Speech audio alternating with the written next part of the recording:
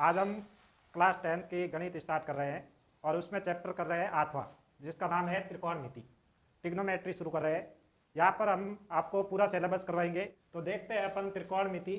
त्रिकोण का मतलब होता है त्रिभुज और मिति का मतलब त्रिभुज की भुजाओं को मापना, ठीक है। और त्रिकोणमिति में अपन जो त्रिभुज पढ़ते हैं वो पढ़ेंगे समकोण त्रिभुज। कौन सा त्रिभुज पढ़ेंगे? समकोण त्रिभुज। समकोण त्रिभुज की भुजाओं को मापना क्या कहलाता है? त्रिकोणमिति कहलाता है। मापन करते हैं इसमें, और इसमें भुजाओं के नाम हैं वो अलग अलग होते हैं। यहाँ पर मैंने एक राइट एंगल बनाया है, समकोण बनाया है। नाम दे देता हूँ ए, बी और सी। तो राइट एंगल समकोण के सामने वाली भुजा को अपन कहते हैं कर्ण। क्या बोलते हैं? कर्ण। इंग्लिश में बोलते हैं हाइपोटेनियस। इसको मैं लिख देता हूँ एच। और जो दो भुजाएं बची है इनका नाम देने के लिए आपको उससे पहले आपको कोण पता होना चाहिए। यदि कोण पता होगा तभी अपन पता लगा सकते हैं कि लंब कौन सा है और आधार कौन सा है। तो मैं यहाँ पर कोण ले रहा हूँ सी कोण ले रहा हूँ।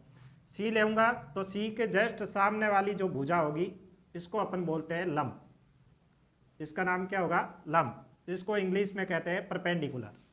और तीसरी जो भुजा बची है इसे कहते हैं अपन आधार, और इसको इंग्लिश में कहते हैं बेस। तो ये भुजाओं के नाम है समकोण त्रिभुज में। कर्ण सबसे बड़ी भुजा, लंब और आधार। सबसे इंपॉर्टेंट इसमें महत्वपूर्ण चीज है कि लंब और आधार कैसे पता लगाया जाए। उसके लिए आपको सबसे पहले कोण पता होना चाहिए। त्रिकोणमिति में जो भी कोण दिया हुआ होगा उसके हिसाब से अपन देखेंगे कि लंब कहाँ है और आधार कहाँ है। एक त्रिभुज और बना रहा हूँ जिससे आपको ये क्लियर हो जाएगा कि कैसे पता लगाते हैं। अभी मैंने कोण सी लिया था, अब मैं कोण लूँगा ए बी सी। तो यहाँ समकोण के सामने वाली भुजा क्या कहलाएगी? कर्ण। अब कोण ले रहा हूँ ए, तो ए के सामने वाला भुजा क्या कहलाएगी? लंब। तो यहाँ पर ये ध्यान देना, लंब है वो परपेंडिकुलर होना जरूरी नहीं है, लंबवत हो जरूरी नहीं है, क्षैतिज में भी लंब बन सकता है। तो यहाँ पर ये लंब कहलाएगा परपेंडिकुलर। और तीसरी भुजा जो बचेगी उसे कहते हैं अपन आधार। तो जरूरी नहीं है आधार क्षैतिज में ही हो, खड़ी वाली लाइन, वर्टिकल लाइन भी आधार हो सकती है। तो ये दो त्रिभुजों के बारे में अगर आपको जानकारी हो जाए तो अपन त्रिकोणमिति शुरू कर सकते हैं, उसके जैसे क्वेश्चन शुरू कर सकते हैं। इसके अलावा त्रिकोणमिति शुरू करने से पहले अपन एक प्रमेय पढ़ेंगे, पाइथागोरस प्रमेय। कौन सी प्रमेय पढ़ेंगे? पाइथागोरस प्रमेय। ये प्रमेय आप लोगों ने 9th क्लास में भी पढ़ी है। पाइथागोरस प्रमेय क्या होती है वो समझ लीजिए कि समकोण त्रिभुज में सबसे बड़ी भुजा का वर्ग, समकोण त्रिभुज में सबसे बड़ी भुजा का वर्ग शेष दो भुजा के वर्ग के योग के बराबर होता है। ये पाइथागोरस प्रमेय कहलाती है।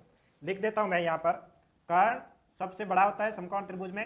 कर्ण का वर्ग बराबर आधार का वर्ग प्लस लंब का स्क्वायर, ये कहलाती है आपके पाइथागोरस प्रमेय। इसकी सहायता से जब भी आपको त्रिभुज में दो भुजाएं दी हुई होगी अपन तीसरी भुजा फाइंड आउट कर सकते हैं, निकाल सकते हैं, ठीक है। कभी आपको आधार देकर लंब देकर कर्ण निकालना पड़ सकता है, कभी कर्ण दिया हुआ होगा, आधार दिया हुआ होगा, लंब निकालना पड़ सकता है। ठीक उसी तरीके से इन त्रिभुजों में अपने को कोण दिया हुआ होगा तो वहां से अपन लंब और आधार आसानी से पता लगा सकते हैं। मिति अनुपात क्या होते हैं वो समझते हैं। आप सबको पता होगा त्रिकोणमिति अनुपात 6 होते हैं। कितने होते हैं? त्रिकोणमिति अनुपात 6। कौन कौन से होते हैं वो देखते हैं। एक होता है साइन थीटा, एक होता है कोस थीटा, एक होता है टेन थीटा, एक कोट थीटा, सेक थीटा और कोसेक थीटा। ये 6 त्रिकोणमिति अनुपात होते हैं जो अपने पूरे चैप्टर में अपने को अध्ययन करना है। इनके बारे में अपन पूरे रूप से अध्ययन करेंगे, सामान्य से लेकर जटिल तक ट्यूशन देखेंगे इनके। तो sine theta, cos theta, tan theta, cot theta, sec theta, cosec theta, ये आपको क्रम से याद भी होने चाहिए। क्रम से होंगे तभी अपन इनके त्रिकोणमिति अनुपात याद आसानी से रख सकते हैं। जैसे साइन थीटा को अपन लिखते हैं लंब बटा कर्ण। साइन थीटा को क्या लिखेंगे? लंब बटा कर्ण। कोस थीटा को लिखेंगे आधार बटा कर्ण, आधार बटा कर्ण। टेन थीटा को लिखेंगे लंब बटा आधार, लंब बटा आधार। कोट थीटा को लिखेंगे आधार बटा लंब, आधार बटा लंब।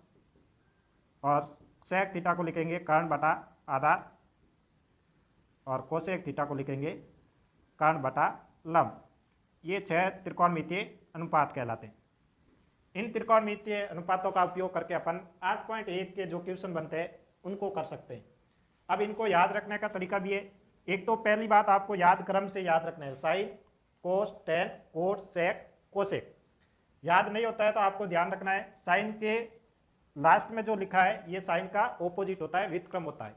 साइन का उल्टा होता है कोसेक। टेन और कोट में आप याद रख सकते हैं, टेन में भी टी आ रहा है, कोट में भी टी आ रहा है, तो ये दोनों एक दूसरे के क्या है, व्युत्क्रम है। बाकी दो बचे कोस और सेक, ये भी आपस में क्या कहलाते हैं, व्युत्क्रम कहलाते हैं। तो उससे आपको फॉर्मूला पता चल सकता है, अनुपात आसानी से याद हो सकता है। यहाँ पर देख लीजिए, साइन थीटा लंब बटा कर्ण था, तो साइन का उल्टा देखो इधर लिखा है कर्ण बटा लंब, इनका रेसिप्रोकल लिखा है, व्युत्क्रम लिखा है। कोस थीटा आधार बटा कर्ण था, तो यहाँ सेक थीटा को क्या लिखा, कर्ण बटा आधार। टेन थीटा लंब बटा आधार था, तो कोट को क्या लिखा, आधार बटा लंब। अब देखते हैं इनसे आगे। इनको याद करने की ट्रिक भी होती है, आपको अगर क्रम से याद है ये तो आपके ये ट्रिक काम करेगी। मैंने लंब को एल लिखा, आधार को ए लिखा, लंब को एल लिखा है, और कर्ण को क्या लिखा, के ए। तो ये जो मैंने वर्ड लिखे हैं, इस ट्रिक से अपन याद रख सकते हैं कौन से अनुपात, त्रिकोणमितीय अनुपात। जैसे साइन थीटा लंब बटा कर्ण, कोस थीटा आधार बटा कर्ण, टेन थीटा लंब बटा आधार। वापिस आपको कोट थीटा लिखना है तो यहाँ से इसको उल्टा पढ़ना, आधार बटा लंब। सेक थीटा कर्ण बटा आधार, कोसेक थीटा कर्ण बटा लंब। इस ढंग से अपन याद रख सकते हैं, लाल बट्टा कक्का। ठीक है, इस तरीके से आपको ये 6 के 6 त्रिकोणमितीय अनुपात याद हो जाएंगे। ये अनुपात याद हो जाते हैं तो उसके बाद आपको ये जो 6 व्युत्क्रम लिख रहा हूँ ये भी आपको याद होंगे, तो आसानी से क्वेश्चन हो सकते हैं। जैसे साइन थीटा का व्युत्क्रम मैंने बताया है कि कोसेक थीटा होता है, तो साइन 1 बटा कोसेक थीटा के क्या होता है, बराबर होता है। टेन थीटा किसके बराबर होता है, 1 बटा कोट थीटा के। और कोस थीटा किसके बराबर होता है, 1 बटा सेक थीटा। ये आपको व्युत्क्रम भी याद होना चाहिए। जैसे कई क्वेश्चन में आपको साइन थीटा दिया हुआ है तो अपन कोसेक आसानी से बता सकते हैं। जैसे साइन थीटा बराबर आपको दे दिया 4 बटा 5, साइन थीटा इक्वल टू 4 बटा 5, तो यहाँ से अपन आसानी से बता सकते हैं कोसेक थीटा कितना होगा। साइन 4 बटा 5 है तो कोसेक हो जाएगा 5 बटा 4। ऐसे ही टेन दिया हो तो कोट आसानी से निकाल सकते हैं, कोस दिया हो तो सेक आसानी से निकाल सकते हैं। ये पूरा का पूरा अपने कंसेप्ट है। यहाँ से अपन क्वेश्चन कैसे हल करेंगे वह भी क्वेश्चन देखेंगे।